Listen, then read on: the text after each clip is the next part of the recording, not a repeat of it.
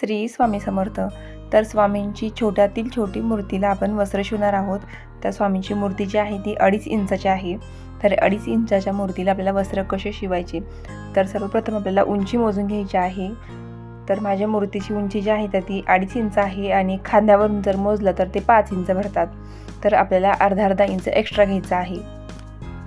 तर मूर्तीची उंची जी आहे ती 2.5 इंच आहे, तर मी 3 इंच घेतलेला आहे आणि लांबी जी 5 आहे तर ती कमीत कमी 6 इंच आपल्याला घ्यायची आहे आणि अस्तर घ्यायचं आहे छोटंसं। तर बघू शकता तुम्ही एकदम छोटासा कपडा लागतो, फार जास्त मोठा लागत नाही।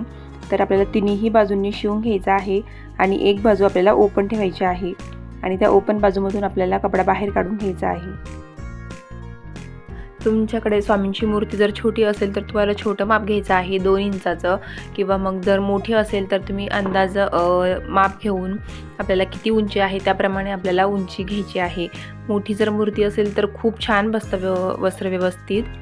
तुम्हाला हे असे कट मारून घ्यायचे आहे तिन्ही बाजूंनी आणि जी बाजू ओपन आहे तिथून तुम्हाला कपडा वरती काढून घ्यायचा आहे आणि टोकदार वस्तूने आपल्याला ते कोपरे व्यवस्थित काढायचे आहे।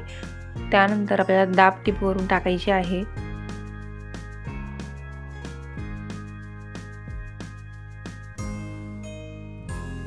त्यानंतर आपल्याला चारही बाजूंनी शिवून घ्यायचं आहे आणि जी बाजू आपण ओपन ठेवली होती ती आपल्याला आतमध्ये कपडा घालून ती सुद्धा शिवून घ्यायची आहे।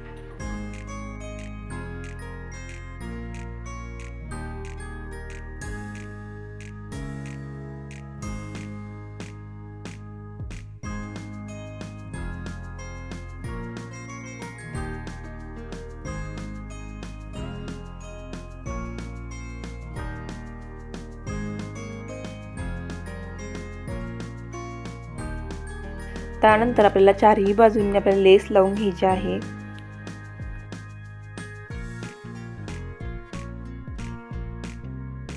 आणि दोन्ही बाजूंच्या ज्या लेस आहे ते कोपरे आहे ते जवळ जवळ घेऊन आपण तिथे एक टीप टाकायची आहे थोडीशी।